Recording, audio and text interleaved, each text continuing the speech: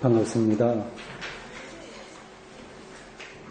사회를 보신 우리 정사모 교수님 말씀하신 대로 빨리 지나가네요. 마지막 시간입니다. 시작이 있으면 끝이 있다고 하는 게 당연한 이치다. 우리가 보통 유행가 가사처럼 많이 이야기를 하고 있어요. 근데 그걸 실제로 이렇게 절실하게 느끼지는 못합니다. 절실하게 느껴도 체감하기는 힘들어요. 이게 좀 모순이죠. 어떤 게 모순이냐면 우리가 이제 결국은 죽는 건데 우리 인생이 끝이 있다고 하는 걸 말씀드리는 겁니다. 수업 강의도 첫 번 해서 10번 금방 지나갔듯이 우리도 이제 인생이 시작한 게 엊그제 갖고 또 금방 이렇게 지나가고 그래요. 도대체 이게 뭘까? 아무리 생각해도 사실은 손에 잡히지가 않습니다.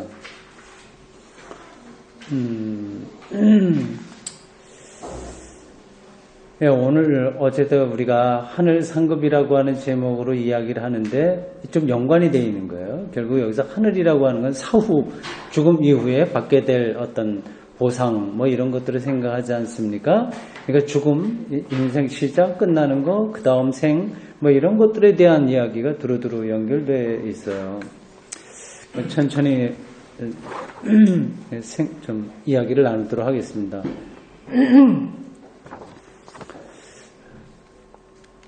디모데에게 후서 오늘 4장이었습니다. 이 4장 전체의 구조 여러분들 강의 요약문에 나와 있듯이 간단합니다. 1절에서 5절은 뭐 이렇게 목회해라. 목회에 대한 충고예요. 6절에서 8절은 죽음을 앞에 둔 사람의 어떤 태도고요. 9절에서 18절은 개인적으로 후학에게 혹은 믿음의 아들에게 부탁한 내용입니다. 19절에서 22절까지는 사적인 그런 내용들, 인사라고 할 수 있습니다.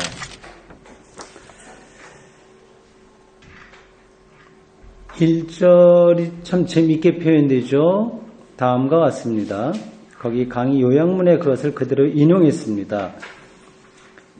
하나님 앞과 그리고 살아있는 자와 죽은 자를 심판하실 그리스도 예수 앞에서 우리나라 문장이 정확하게 이렇게 구분이 안 돼서 이걸 뒤에 섞어서 읽으면 좀 이상하게 돼요. 그러니까 하나님 앞과 그리고 끊어야 돼요. 그러니까 살아있는 자와 죽은 자를 심판하실 그리스도 예수 앞에서 그리고 끊어야 됩니다. 그가 나타나실 것과 그러니까 그리스도 예수 앞에서 그가 나타나실 것 이렇게 하면 안 되는 거고요. 이게 영어라든지 뭐 다른 뭐 독일어나 이런 걸로는 정확하게 구분이 되는데 우리나라 말은 약간 그런 점에서 다른 특징이 있어서 이게 좀 오해가 될 수 있어요. 그리스도 예수 앞에서 거기까지 끊으셔야 됩니다. 이제 이야기한다 그거죠. 그가 나타나실 것과 그의 나라를 두고 엄히 명하노니 말하고 있습니다. 굉장히 이거를 쓴 사람의 자세가 진지하다고 할까요? 좀 그렇습니다. 여기 예수 그리스도 앞에서라고 그리스도 예수 앞에서라고 할 때 그 그리스도 예수를 앞에서 이렇게 꾸며주고 있어요. 살아있는 자와 죽은 자를 심판하실 그리스도 예수라고 했습니다. 살아있는 자와 죽은 자를 심판하실 이게 이제 초기 기독교의 굉장히 중요한 신앙인 거예요. 이게 말이 되나요? 잘 생각해 보세요. 교회 다니는 사람들은 잘 생각을 안 하는 경향이 있습니다. 근데 믿는다고 생각하는데 근데 믿으려면 알아야지 믿지 않습니까? 알지도 못하고 이제 믿을 수 있어요. 근데 이걸 생각을 해야 됩니다. 그러니까 예수가 그리스도라고 하는 이제 무슨 뜻인지도 일단 생각을 해야 되고요. 왜 그 당시에 예수를 그리스도라고 얘기했는지를 생각을 해야 돼요. 다 이유가 있는 겁니다. 예수님에 대한 칭호도 아주 많아요. 수십 가지 됩니다. 타이틀, 예수에게 붙인 타이틀. 예수는 이제 고유명사고 예수와 여수와 이게 다 같은 계통의 이름들이에요.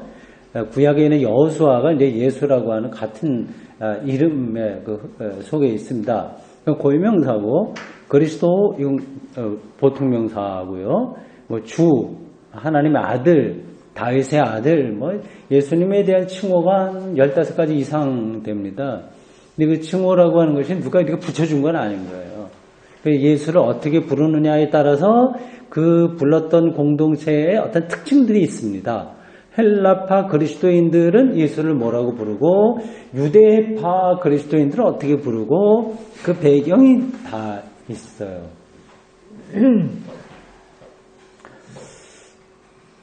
여기 요 문장에서 말입니다. 살아있는 자와 죽은 자를 심판한다. 이게 무슨 뜻일까요? 그 심판한다고 하는 게 뭘까요? 근데 우리는 이제 뭐 이 강의 뒷부분에 가면 이제 다시 한번 정리해서 말씀을 드리겠습니다만, 심판하면 무조건 지옥, 천당 뭐 이런 식으로 생각하고 두렵고 떨리고, 심지어는 뭐 구더기가 들끓는 어떤 거, 뭐 유황불 이런 것들로 자꾸만 생각을 해요. 마치 예수님은 옥황성제쯤으로 생각하는 경향이 많이 있습니다. 예, 그런 것들은 신화적인 표상인 거예요. 그리고 고대인들은 그러한 방식으로 말할 수밖에 없었어요. 그러나 그것은 하나의 그림이고 그거를 통해서 말하려고 했던 어떤 근원적인 세계, 근원적인 리얼리티 그런 것들이 있어요. 그런 것들을 포착해야 되고 그것이 오늘 우리들에게는 어떤 의미냐를 촘촘하게 따라가야 됩니다. 그게 이제 성경 공부라고 할 수 있습니다. 여기 이제 심판이라고 하는 단어가 나왔어요. 오늘 이제 공부의 전체가 아마 그거하고 좀 연관이 될 것 같습니다. 이거 하늘 상급을 받는다고 하는 것도 그 심판을 통해서 일어나는 거니까 벌과 심판 이런 쪽으로 나타나니까요. 근데 좀 터놓고 얘기해 봅시다. 근데 쉽게 하나님이 이 사람 예수 믿었으니까 상 주고 믿지 않았으니까 예수 믿지 않으니까 뭐 벌 주고 예수 믿었으니까 상 주고 예수님이 권선 진학 이렇게 비슷하게 그렇게 하시는 분일까요? 하나님이 심판하는데 심판은 또 예수님이 심판주라고 얘기하고요. 기독교 교리에 들어오면 그렇습니다. 마지막 때 예수님 재림에서 심판한다고 하는데 하나님이 정말 이 사람 저 사람 이렇게 구분해갖고 못된 사람, 괜찮은 사람, 착하게 살았고 못되게 살았고 아니면 예수 믿었고 안 믿었고 이런 걸로 사람들을 판단해서 영원한 그 천국에 보내거나 영원한 지옥불에 보내서 그렇게 아주 행복하게 살거나 아주 불행하게 살도록 하시는 분일까요? 만약 그렇게 생각을 한다면 하나님에 대한 생각이 잘못된 겁니다. 그러면 왜 성서는 그런 얘기를 할까요? 이유가 있을 거 아니에요. 네, 거기에 이제 어떤 긴장이 있습니다. 근데 우리 이제 일반적으로 기독교인들은 너무 배타적이에요. 그러니까 독선적이기도 하고, 구원 이기주의가 굉장히 강하고요. 이렇게 자기만 이제 예수 잘 믿어서 구원받으면 좋다. 이제 그런 게 너무 강합니다. 그게 나쁘다, 잘못됐다는 뜻으로 드리는 건 아닌데, 어딘가가 좀 문제가 있는 거예요. 저는, 이렇게 생각합니다. 이걸 이제 생각하는 걸 말하더라도 설명이 많이 필요한데 설명하지는 않겠어요. 그건 또 따로 시간이 많이 필요하니까요. 하나님께서 예수 믿는 사람만이 아니라 모든 사람들을 구원하셨으면 좋겠습니다. 목사로서 그렇게 생각을 합니다. 그거를 희망하고요. 그렇게 기대하고 그렇습니다. 그럴지 안 그럴지는 제가 몰라요.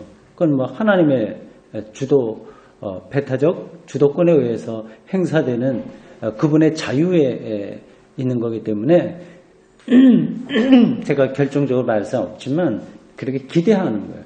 저는 예수를 깊이 믿으면 믿을수록 믿지 않은 사람도 하나님께서 구원하셨으면 좋겠다는 생각이 또 많아져요.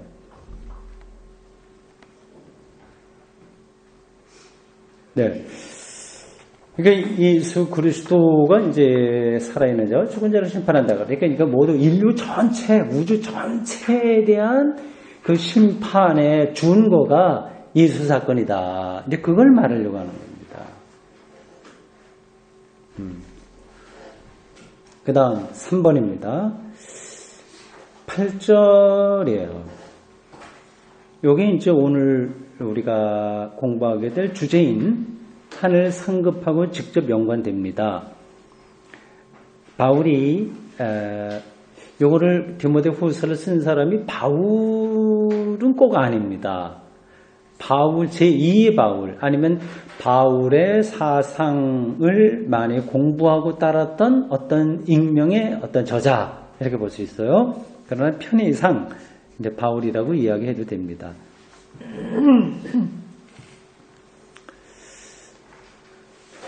그 8절이 다음과 같습니다. 이제 후로는 나를 위하여 의의 면류관이 예비되었으므로 곧 의로우신 곧 의로우신 재판장이 그 날에 내게 주실 것이며 내게만 아니라 주의 나타나심을 사모하는 모든 자에게 됩니다. 의의 면류관이 예비되었다고 얘기를 하고 있습니다. 그 주제로 오늘 이제 하늘 상급하고 연관해서 우리가 생각하려고 합니다. 어떤 의의 면류관은 죽은 다음에 내가 가서 뭐를 얻는다. 면류관은 좋은 거 아니겠어요? 이제 쓰는 거를 얘기하는데 의의 면류관이 예비되었다고 하는 확신을 이 사람이 하고 있어요. 근데 그게 뭐냐 하는 거죠.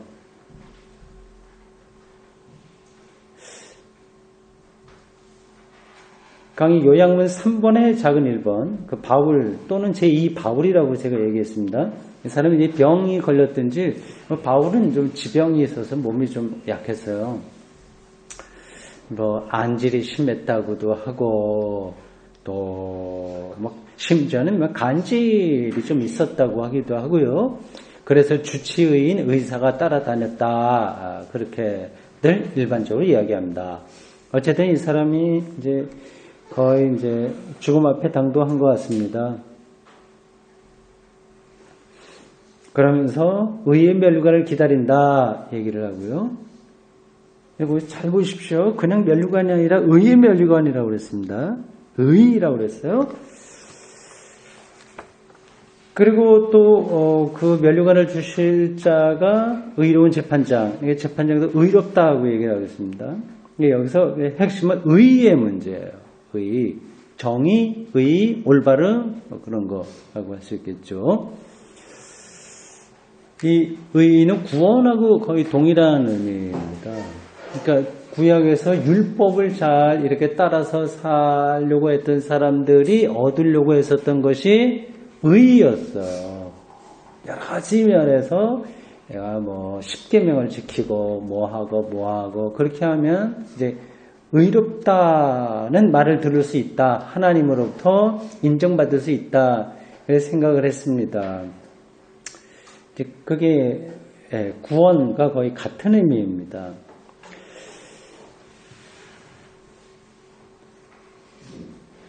근데 이 의라고 하는 게 사실은 우리가 판단하기가 너무 어렵습니다.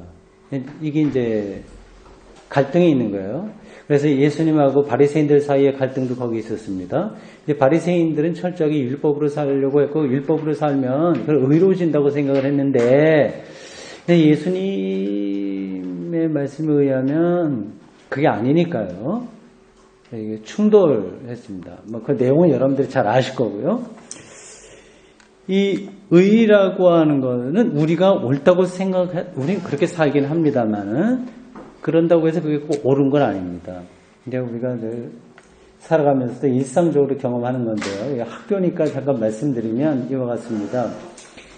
그러니까 학생들이 어떤 시험을 칠 때 시험을 잘못 쳤어요. 그래서 학점을 좀 나쁘게 줘요. 낮게 줍니다. 이게 일종의 의예요. 학교의 질서니까. 그렇죠? 이렇게 하면 이제 학생들이 공부를 해서 좀 하려니 생각을 하고 합니다. 근데 꼭 그런가요? 그게 아니거든요. 학점으로 사람을 평가할 수 없는 거 아니겠습니까? 그건 상대적인 거예요. 그러니까 이 학점이라고 하는 제도, 이 법을 전공하는 사람들도 마찬가지인데 그 법이라고 하는 것은 최소한도로 어떤 범주 그런 것들을 정하는 거지 그게 올바른 것 자체는 아닙니다. 아니 여기에 이제 우리 인식의 한계 이런 게 있다고 볼 수 있습니다. 예수님 당시에 이제 안식일을 지키는 것은 절대적인 의의였거든요. 그래서 안식일에는 이제 있잖아요. 그런 거 하지 말아야 될 거 많습니다. 안식일에는 노동도 하지 말아야 되고, 그래서 병든 사람도 고치면 안 돼요. 예수님께서 그 손마른 자 고치는 이야기는 잘 아실 거고요. 그러니까 우리가 열심히 올바른 것, 윤리적인 것, 그리고 의로운 것 그런 걸 위해서 투쟁하며 살아야 될 필요성은 당연하지만 그것으로 이룰 수 없다고 하는 것. 이게 이제 우리 인간의 근원적인 한계입니다. 벗어날 수가 없어요. 근데 부모가 자식에 대한 것도 마찬가지예요. 정의, 사람 비슷한 건데 어떤 기준으로 하지 않습니까? 근데 그게 꼭 자녀에게 꼭 좋은 게 아니거든요. 하나의 그냥 대충 좋은 거를 우리가 약속으로 알고 그냥 사회적으로 동의하고 있는 것 뿐이지 정말 그게 한 인격체에게 좋은 건지 아닌지는 우리가 확신할 수가 없습니다. 마태복음 25장 31절에서 46절에 보면 양과 염소의 비유에 대해서 나와요. 마지막 심판에 대한 예수님의 그 비유 이야기인데요. 그래서 그 비유적으로 얘기를 해요. 그 양과 염소. 여러분들 내용을 잘 아시니까 길게 말하지 않겠습니다. 그래서 오른쪽에 있는 사람, 이제 양이라고 생각하는 사람들, 오른쪽에 두었어요. 봐라. 너 의롭다. 괜찮다. 이렇게 하니까 이 사람들이 내가 좋은 일 한 것도 없는데 왜 그렇습니까? 내가 당신을 위해서 한 일도 없는데요. 그러니까 이 마지막에 재판장이 하는 얘기예요. 하실 것 없는 사람에게 한 게 나에게 한 거나 마찬가지다. 그리고 반대로 염소에 속하는 사람들 왼쪽에 놓고 비슷한 얘기였어요. 너희들 악하다. 그러면서 내가 배고플 때 먹을 것도 안 주고 그런 얘기를 하고요. 그래서 언제 그랬습니까? 그러니까 보잘것 없는 사람에게 한 것들 그거다 그런 말씀들이 나옵니다. 네, 그런 본문을 통해서 이 세계에서 좀 어려운 사람들 돕고 예수 그리스도라고 하는 이름이 아니라고 하더라도 이렇게 보잘것 없는 사람들 잘 베풀며 살면 그게 이제 하나님의 뜻을 이루는 거다 이렇게 생각하면 좀 곤란합니다. 근데 이거를 구분을 해야 돼요. 그런 것들을 예수 믿지 않아도 하는 겁니다. 그냥 상식적으로 할 수 있는 거를 신앙으로 착각하면 안 되는 거예요. 그는 교양이에요. 교양으로 그냥 그렇게 살면, 그냥 건전하게 그렇게 살면 되는 겁니다. 근데 그 본문이 이야기하려고 하는 것은 그 옳다고 하는 그 기준을 우리가 모른다. 하나님의 배타적인 권한이다. 그걸 이제 가리키는 거죠.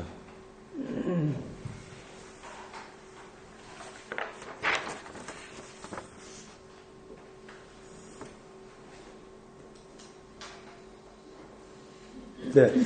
지금 우리는 여기 본문에 나와 있는 그 의의 면류관 이 이야기를 하고 있습니다.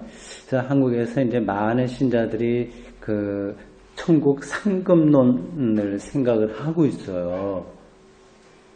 하늘나라에 가서 이제 상 받는다, 이제 그런 뜻 아니겠습니까? 대다수가 그렇게 생각을 하죠. 뭐 틀린 것도 아니에요.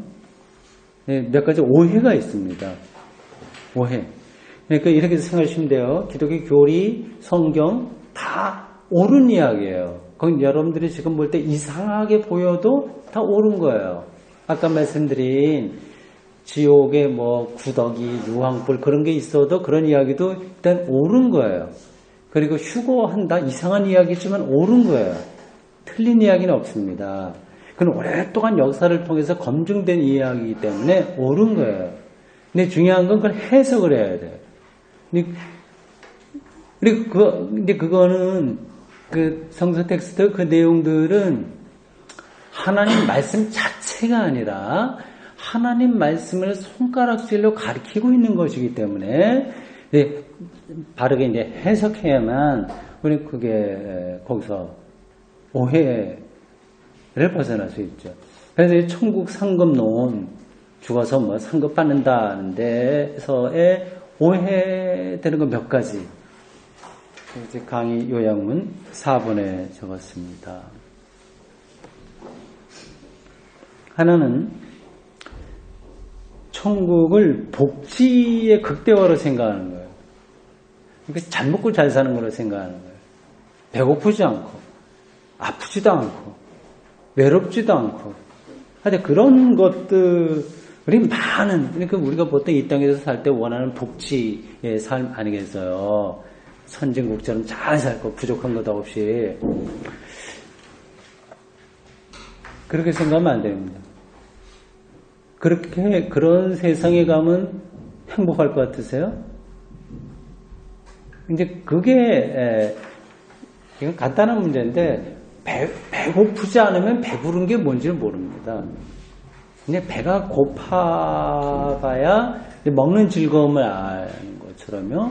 정말 외로워야 사람과 만남의 즐거움을 아는 것처럼 그래요. 그러니까 계속 배부르고 계속 즐겁고 하면 그거는 천국이 아닙니다. 저는 그런 세상에 가고 싶지도 않아요. 복지의 극대화를 천국으로 생각하는 건 오해다. 두 번째, 이 하늘 상급에 차이가 있다고 보는 거예요. 이건 개콘 같은 데서 나올 만한 그런 우스갯소리들 많죠? 네, 황금벨류관 받고, 개털 모자 받고, 어떤 사람은 어떻다, 이제 그런 거 말이에요. 여러분, 하나님 나라는 절대적인 나라인데, 절대적인 나라에 차이가 있으면 되겠습니까? 그건 아예 기본적으로 되지 않는 이야기니까, 설령 그런 차이가 있다고 하더라도 거기서는 차이가 의미가 없는 거예요. 의미가. 그러니까 하나님 나라, 하늘나라, 천국을 자꾸 우리는 이 세계에서 경험한 어떤 것에 가장 좋은 것으로만 생각하는 데 문제가 있는 거예요. 그러니까 우리는 여기서 이제 학생들도 A+ 받으면 좋아하잖아요. 그러니까 모두가 A+ 받으면 그거 신날 것도 없어요. 다른 사람보다 상급이 크면 즐거운 거. 근데 이런 방식으로 행복을 경험하는 게 이 땅에서의 삶이잖아요. 천국도 그렇게 만들어 놓으면 완전히 천국을 땅에 떨어뜨리는 겁니다.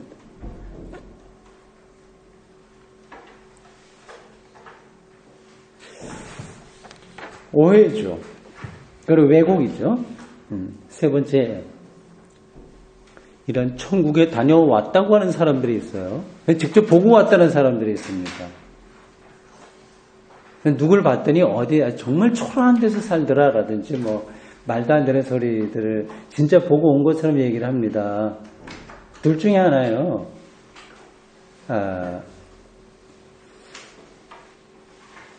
정신적으로 크게 문제가 있어서 임상, 치료를 받아야 될 사람이거나 아니면 알면서도 그냥 그게 아닌데 신자들의 신앙을 위해서 교육적인 차원에서 거짓말하는 거. 둘 중에 하나입니다. 이제 그런, 심지어는 뭐 그런 게 책으로도 나오죠. 난 뭐 청구하다. 그래서 그게 많이 팔리기도 하는데, 이거는 근본적인 모순이 있는 거예요. 죽는다고 하는 것은 다시 돌아오지 못하는 겁니다. 그게 죽는 거예요. 다시 돌아오면, 그건 이제 죽은 게 아니죠.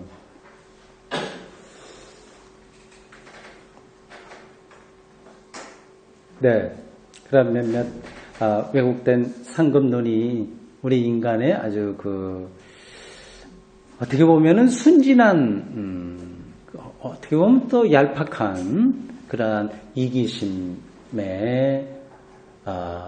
호소하는 종교적 유혹, 아니면 호도하는 거, 뭐 그렇게 볼 수 있습니다.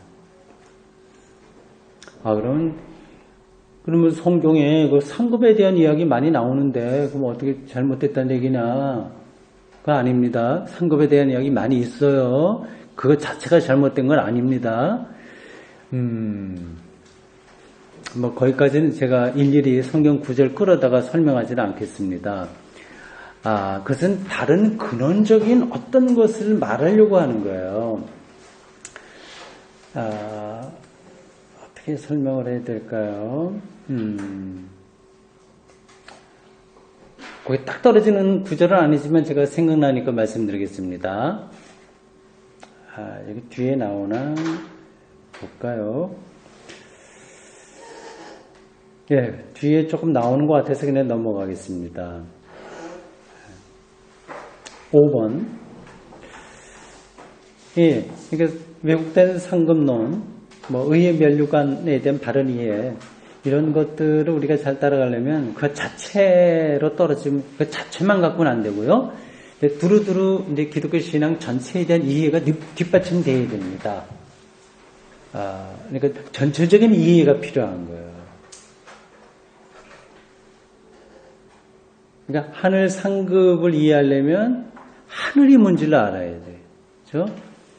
그러니까 하늘, 하나님 나라, 천국, 이것의 관계들을 아는 게 사실은 더 밑바탕이 된 이야기예요.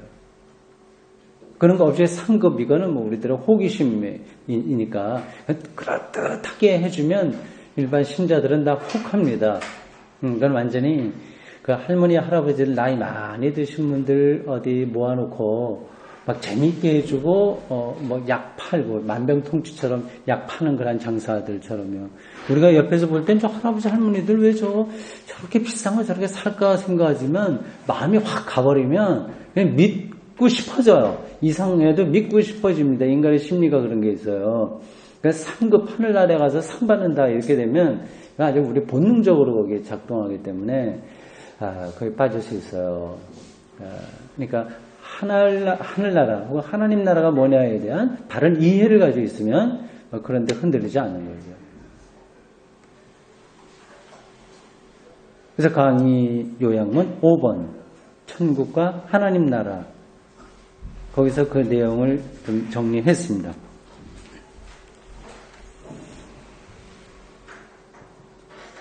보통 우리는 천당, 뭐 천국, 뭐 하늘나라, 하나님 나라 이 말들을 다르게 쓰잖아요. 헬라어로도 조금씩 차이가 있긴 있어요. 근데 다 비슷한 개념입니다. 네 가지 얘기했어요. 천국, 천당. 천당이라는 말은 성경에 별로 없는데 우리나라 신자들이 천당을 좀 생각을 해요. 그걸 이제 집당자 이렇게 써서 거의 하나의 공간적으로 거기 가고 싶어하는 마음이 거기에 담겨 있습니다. 천국하고는 좀 다르죠. 천당하고는요. 하늘나라, 하나님 나라, 이런 약간씩의 뉘앙스의 차이가 있는데 같은 의미라고 할 수 있습니다.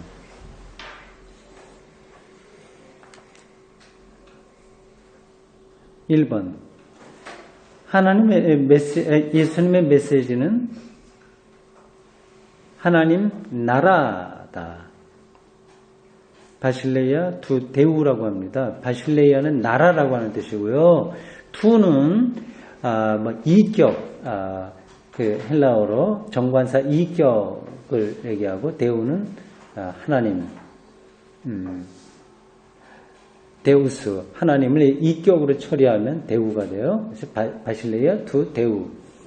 이제 뒤에서부터 우리말로는 할 수 있겠죠. 하나님의 나라입니다. 여러분들 알다시피 예수님이 공생이 시작할 때 첫 마디가 바로 그거였어요. 회개하라, 하나님 나라가 가까이 왔다. 그때 말하는 바실레이아가 바로 그겁니다. 하나님의 나라예요. 근데 그 전까지는 이제 유대인들에게 이런 생각이 별로 많지 않았습니다. 그래서 예수님에게 그게 집약적으로 나타나고 있어요. 하나님 나라가 가까이 왔다고는 사상 말입니다. 예수님은 그걸 어디서 깨달으셨을까요? 어디서 배웠을까요? 보통 우리는 이제 예수님이 하나님의 아들이니까 모든 걸 다 알고 있지, 원래부터 다 그걸 하고 오셨지, 이렇게 생각하는 사람들은 없겠죠? 예수님도 다 유대인의 어떤 그 역사적 배경 안에서 다 모든 걸 생각하셨습니다. 그러니까 유대교라고 하는 텃밭 모판이죠. 거기서 이제 예수님도 듣고 배우고 생각하고 기도하고 하면서 어떤 생각들이 잡힌 거예요. 그걸 이제 선포한 거죠. 그게 이제 하나님 나라. 여기 이제 하나님 나라라고 하는 게 굉장히 포괄적이에요. 그래서 신학대학교의 석사과정 이런 데는 커리큘럼으로 이 하나님 나라라고 하는 과목 그런 것도 있습니다. 하나님 나라와 사회주의, 하나님 나라와 자본주의, 하나님 나라와 세상 나라 등등 그렇게 이름을 붙일 수 있습니다. 예수님은 그러니까 처음부터 끝까지 다 이 하나님 나라에 완전하게 의존해서 살아신 분이다. 그렇게 생각하시면 틀리지 않습니다.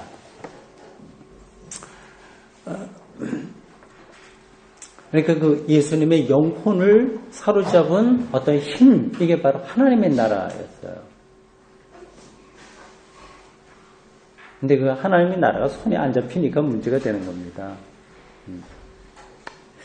근데 비유적으로 이렇게 설명할 수 있어요. 모차르트가 마술피리라고 하는 거 오페라 썼죠? 네. 마술피리 모차르트가 그것 말고도 많이 했는데요. 근데 우리가 악보만 보고서 그거를 다 읽어낼 수가 없는 거예요. 음악도 그렇고요. 하이데거가 얘기하는 자인이라고 하는 존재 말이에요. 하이데거의 자인. 혹은 화이트헤드가 얘기하는 프로세스, 생기 이런 것들은요. 이게 어떤 개념이기 때문에 이렇게 딱 미분 적분처럼 이게 푸는 게 아니라 어떤 세계라서요. 그거를 확 드러내 줄 수가 없습니다. 그러니까 그만큼 들어가는 것만큼 그걸 이해할 수 있는 거예요.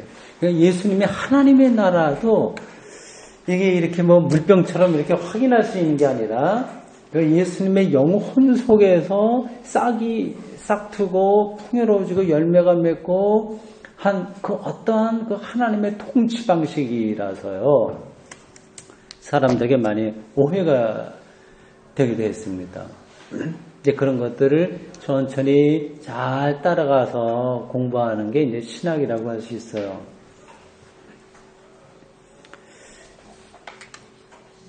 예수님께서는 이 바실레이아가 가까이 왔다고 이야기하고 있습니다. 이렇게 말하면 진짜 미친 사람 소리 듣죠. 하나님 나라가 보이지도 않는데 가까이 왔다고 합니까? 그 당시 예수님의 이 설교를 들은 그 당시 유대인 민중들은 어떤 생각을 했을까요? 예수님이 참 좋은 말씀을 해주셔서 잘 따라다니긴 하는데 하나님 나라가 가까이 왔다고 하는데 그게 뭘까? 많은 사람들이 오해했을 겁니다. 이제 곧 로마의 식민지로부터 우리가 해방받게 된다는 거구나? 그거 아닌가? 아니면 노예됐던 사람들이 노예로부터 해방받는 거 아닌가? 아니면 이제 이 이스라엘이 온 세계의 주인이 되는 나라가 된 그걸 뜻하는 것인가? 이런저런 여러 가지 반응들이 있었겠죠. 서로 다르게 받아들였을 겁니다. 예수님의 영혼을 그렇게 감쌌던 그 하나님 나라 전적으로 거기에 의존해서 살았기 때문에 또 죄 용서 받아서 사죄도 선포할 수 있었고, 심지어는 이제 십자가의 위협 앞에서도 그 적당하게 피하지 않고 거기 이제 그냥 거기를 뚫고 나가고 결국 십자가에 달려 돌아가셨는데요. 예수님이 기대했지만 하나님 나라는 오지 않았어요. 결국 하나님 나라가 완전히 왔다면 예수님이 십자가에 달리시면 안 되지. 하늘나라가 왔는데, 정의로운 나라가 왔는데, 그 하나님이 통치하는 나라가 왔는데 왜 하나님의 아들이 예수가 십자가에 죽어야 됩니까? 예수님도 확신하지 못하고 죽었다 이렇게 보는 게 맞습니다. 자신이 선포했지만 선포하는 하나님 나라가 아주 명실상부하게 실증적으로 이 땅에 와서 실현된 거를 못 보고 죽은 거죠.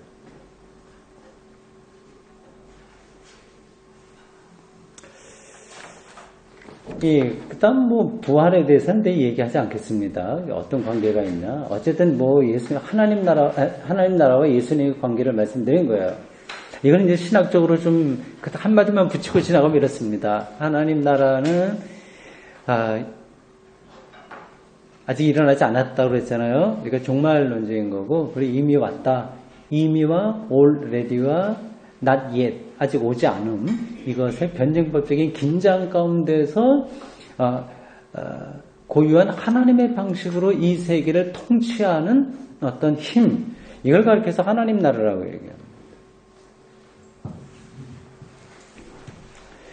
아이고, 내가 더 어렵게 설명을 해서 미안합니다.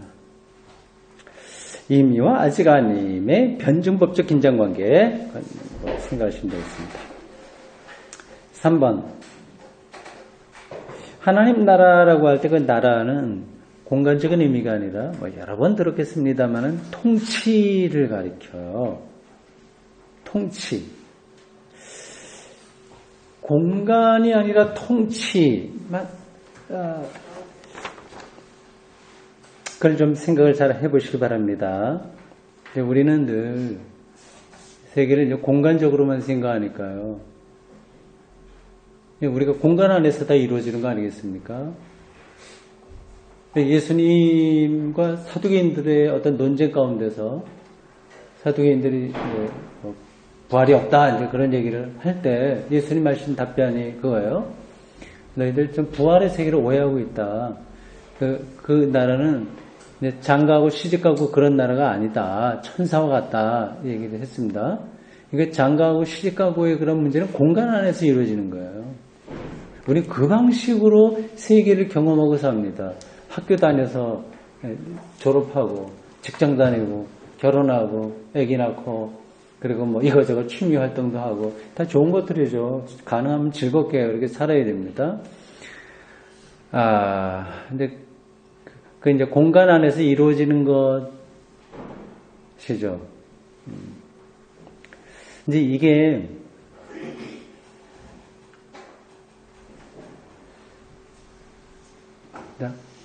우리가 죽어서 가게 될 절대적인 하나님 나라도 이와 같은 것인 양 생각하면 오해가 됩니다. 시간적인 의미, 통치의 의미, 그걸 조금 여러분들이 생각하시면 좋겠습니다. 제가 어떻게 더 적절하게 설명하기 힘드네요.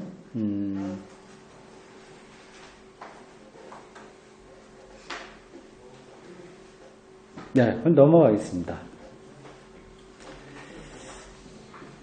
오늘 저는 조금 빨리 끝내겠습니다. 뒤에 시간, 약간 우리 강의 마치는 파티를 좀 해서요. 제가 8시 10분에 마치도록 하겠습니다.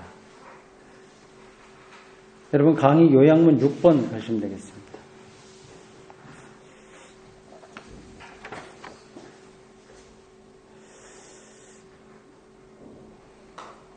심판에 대한 이야기입니다.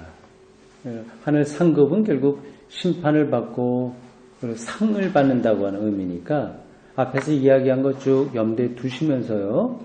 요걸 좀 생각해 보겠습니다. 사도신경에 보면 오늘 우리가 앞에서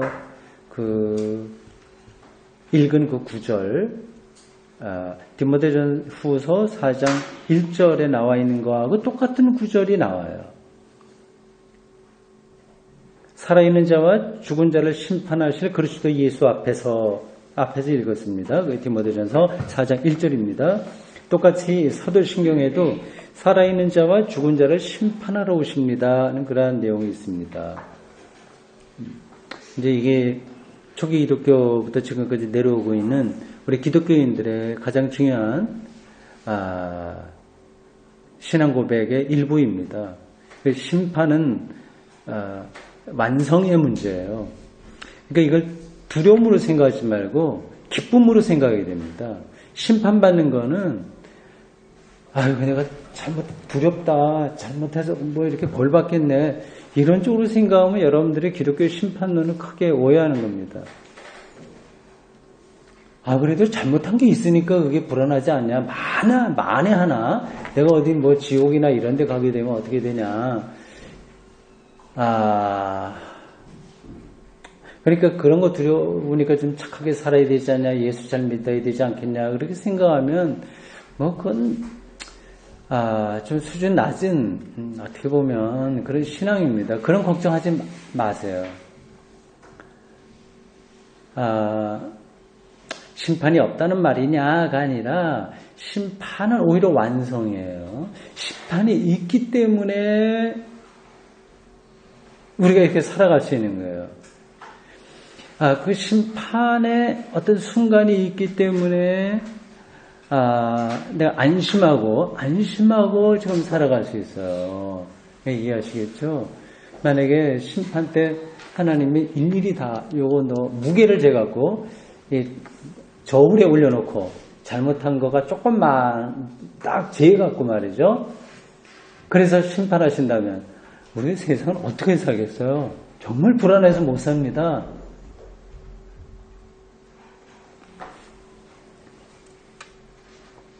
심판은 이런 쪽으로 생각하시면 됩니다. 그 알곡과 가라지 이야기 기억하시죠? 가도 밀밭에 자라고 있는데 내버려 두라고 그랬어요. 그래서 맨 나중에 심판 때 이제 가라지를 해서 이제 불살라 버리고 창고에 알곡을 넣는다 그런 비유 있지 않습니까? 그러니까 어떤 사람 각각 개인의 정체성에 알곡과 가라지가 그대로 다 있습니다. 저 사람 지옥에 갈 사람, 이 사람은 천당에 갈 사람이 따로 있는 게 아니라 우리 안에 다 있는 거예요. 이게 생명 지향적인 부분들이 있고 우리 삶에서요. 나 개인에게 그리고 생명 파괴적인 그런 요소들이 그대로 다 있어요. 그게 없는 사람이 없습니다. 근데 이것만 갖고는 정말 불안한 거예요. 어떻게 우리가 이걸 딱 저울에 재해 갖고 하게 된다면 그렇죠. 근데 심판이란 우리 안에 있는 가라지와 같은 것들을 하나님께서 이제 빼주셔서 그걸 이제 불살라 버리시니까 오히려 심판은 은총이죠. 은총. 그래서 저는 그거를 믿습니다. 그래서 제가 하다가 잘못하는 것도 많거든요. 목사로 살지만 뭐 이거저거 목회를 할 때도 그렇고 개개인의 삶에도 그렇고 뭐 문제가 얼마나 많이 있습니까? 그리고 뭐 이렇게 가르치기도 하고 뭐 하면서도 잘못 가르치는 것도 많아요, 사실은요. 저만이 아니라 위대한 신학자들도 다 마찬가지입니다. 어거스틴 잘못한 거 많아요. 루터 근데 잘못한 거 많이 있습니다. 칼빈도 마찬가지고 바르트도 마찬가지고요. 이제 하나님 앞에서는 그렇게 위대했던 교부들과 과학자들도 어린아이야. 어린아이도 못 돼요. 저도 뭐 신학을 한 사람으로서 뭐 가르치고 교육 활동한다고 하더라도 이 가라지와 같은 것들이 너무 많다고 하는 걸 잘 알아요. 그러나 좌절하지 않습니다. 이게 하나님이 그거를 이제 불살라 주신다고 하는 그런 믿음이 있는 거니까요. 그게 심판이에요. 그러니까 심판이 두려움이에요. 기다림의 대상이에요. 기쁨으로 기다림의 대상이에요. 이건 여러분들 확신해도 좋아요.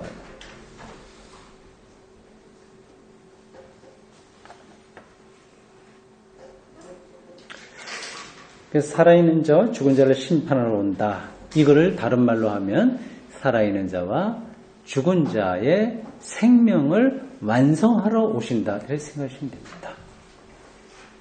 그분만 완성하실 수 있는 거죠. 우리는 죽었다 깨도 안 되는 거예요. 그러니까 참 하나님의 은총이죠. 예수님의 제 이름으로 이런 일이 일어난다고 우리 기독교인들은 믿고 있습니다. 그래서 교회력의 시작이 대림절이라고 하는 거 아실 거예요. 아드벤트라고 하는 대림절입니다. 지난주가 교회력의 마지막 주일이었어요. 돌아오는 주일이 대림절 첫 주일입니다. 여러분들 교회 꼭 가시기 바랍니다. 교회를 치자면 이게 새해의 시작이에요. 다음 주가 아드벤트, 대림절. 이게 기독교 신앙의 본질이 여기 있다고 하는 거예요. 일단 대림으로 시작하는 거야. 기다림이야, 열망이야, 강력한 기다림. 응? 뭘 강력하게 기다려요? 예수님이 재림인데 왜 재림을 강력하게 기다립니까? 생명의 완성이니까 그렇습니다. 생명의 완성이라고 하는 것도 굉장히 관념적인 이야기이기 때문에 잘 안 들릴 겁니다. 이걸 이제 리얼하게 이해하려면 많은 이제 뭐 생각도 필요하고 공부도 해야 되고 뭐 신앙 그런 것도 그렇고요. 우리의 삶 그리고 물리학, 우주, 세계 이런 것들이 얼마나 불충분한가, 불충분할 뿐만 아니라 무상한가, 그걸 이제 뚫어봐야 예수 그리스도의 부활을 통해서 하나님께서 이미 선취의 방식으로 일으키셨으며 종말에 우리 모든 사람들에게 주어질 그 생명의 완성을 조금씩 우리가 따라갈 수 있습니다. 이게 교회력으로 따져서 대림절 첫 주일이라고 하는 거는 생명의 완성을 기다린다고 하는 거니까 기쁨이죠. 환희죠. 그렇습니다. 어떻습니까? 지금 제가 드린 말씀 이런 거를 조금 바탕에 놓고 보면 하늘나라에서 상급의 차이가 있다 이런 말들이 조금 이상하다고 하는 게 느껴지죠. 예. 그 이제 다른 이야기를 하는 건데 그걸 오해하기 때문에 좀 그런 일들이 벌어지고 있습니다.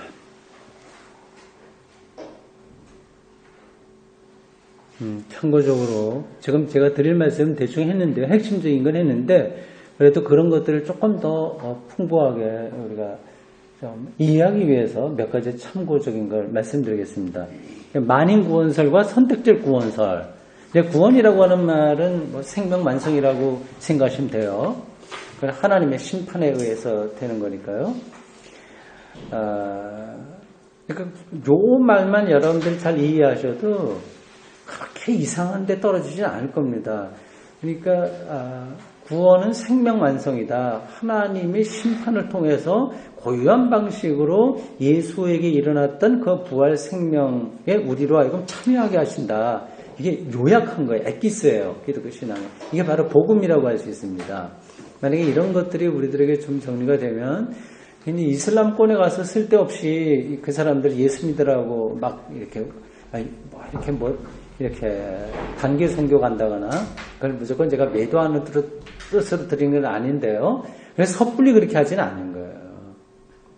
그러니까 하나님께서 이슬람 교도들은 그 방식으로 생명을 완성하는 어떠한 길을 제시하셨을 가능성을 우리가 완전히 100% 부정할 수는 없잖아요.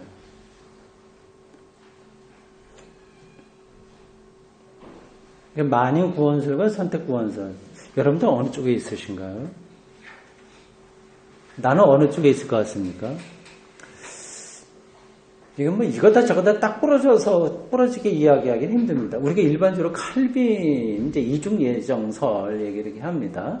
그래서 아주 옛날부터 하나님께서 멸망받을 자, 구원받을 자 선택하셨다 얘기해서 이중 예정 뭐 얘기하는데, 근데 칼빈이 기독교 강요 여기서 이 이중 예정에 대해서는 예정설에 대해서는 별로 많이 이야기하지 않았어요. 짧게 얘기했습니다. 그거 말하는 것도요, 어떤 사람은 정말 지옥에 가고 어떤 사람은 천당에 가고 이제 그걸 강조하려고 한 게 아니라 오히려 구원의 가능성 있다. 거기에 더 포커스가 있다고 봐야 됩니다. 그 어떤 사람도 흉악한 사람이라고 하더라도 하나님이 예정하셨기에 그 사람에게 구원의 가능성이 있다고 하는 그거를 강조하는 것으로 이중 예정 비슷한 이야기를 했죠. 제가 이해하고 있는 켈빈의 사상에 의하면 그렇습니다. 물론 좀 다르게 해석할 수도 있어요. 근데 이건 기본적으로 이중 예정을 문자적으로 이해하면 이건 모순에 빠집니다. 그건 안 되는 거예요.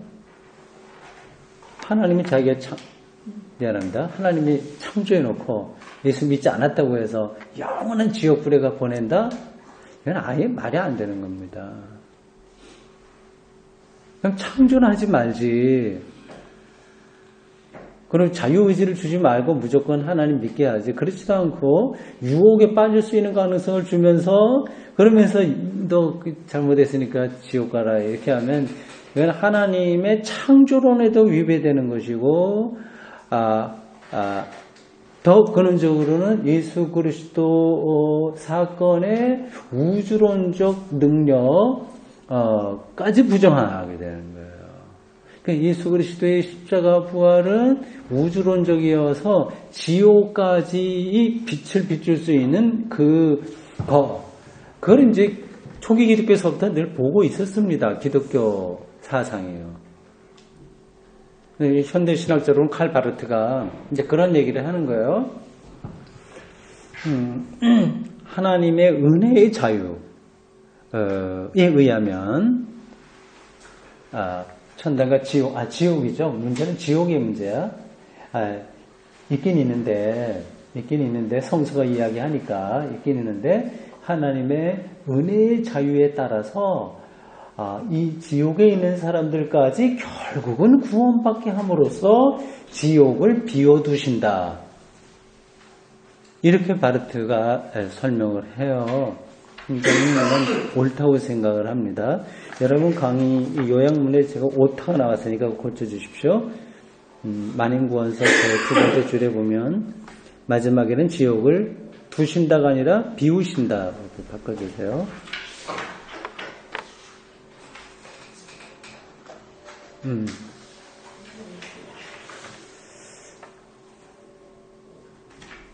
모든 사람들이 다 구원받는다면 지금 뭐 예수 믿을 필요 없네. 수고하고 애쓰고 힘들게 그렇게 생각하실 분들은 없을 겁니다.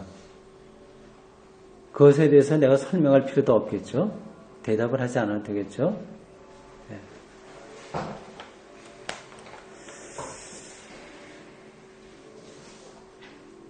이제 지옥과 천국은 분명히 이제 성경에 이제 묘사된 단어예요.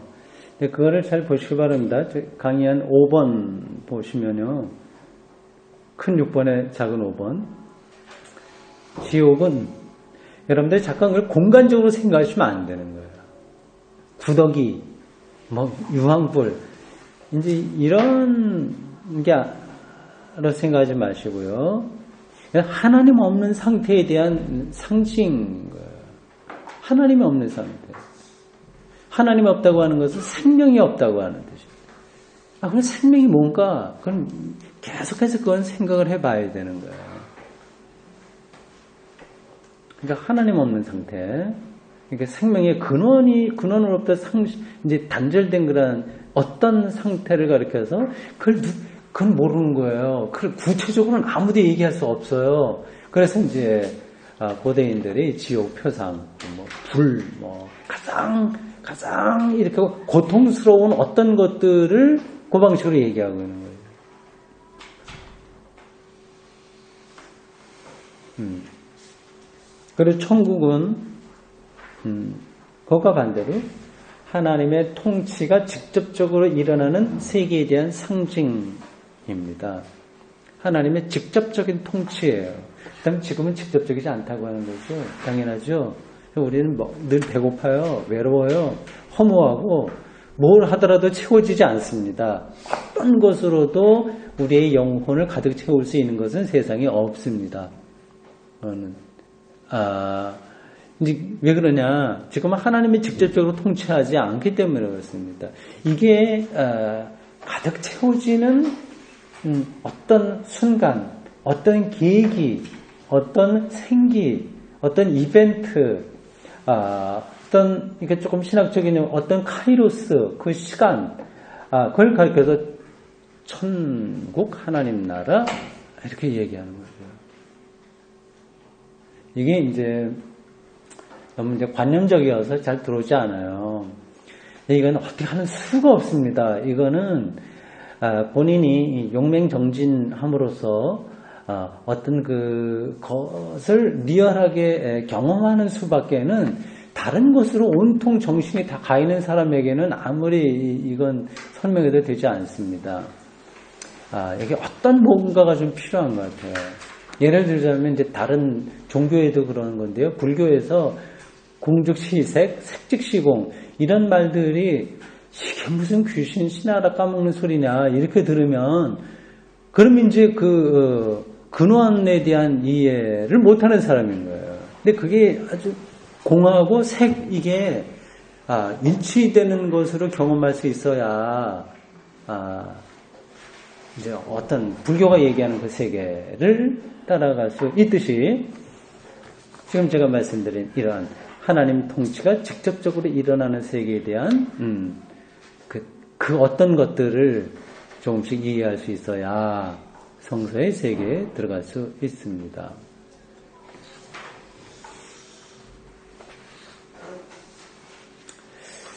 예, 7번 마지막 루터의 경구를 제가 인용했습니다.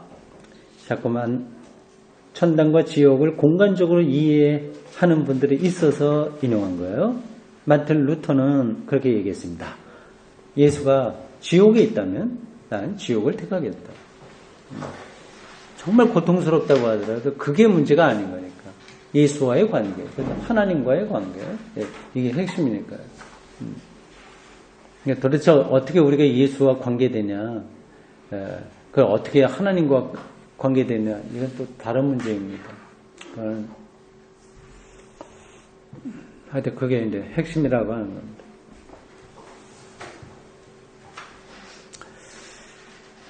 예, 우리 10번에 걸쳐서 디모데전후서 공부를 했습니다. 2014년 우리가 10번 우리 한동대 뉴턴을 212호에서 만나서 같이 공부를 했습니다. 저에게도 기억되는 그런 때로 남겠죠. 앞으로 10년, 20년 지나서 20년 후까지는 제가 살겠죠. 조금 더 살지도 모르고 아프지 않아요. 어쨌든 20, 30년 지나면 내가 20, 30년 전에 한동대 여기 와서 이렇게 공부 이렇게 하고 있었던 것들이 있었는데 이렇게 기억이 되지 않을까라는 생각을 합니다. 디모데전후서에 대해서 많은 이야기를 하지 못하고 거기에 주제를 뽑아서 오히려 다른 이야기를 한 것 같습니다. 여러분들 이렇게 두서없는 강의를 경청해 주셔서 감사드립니다. 고맙습니다.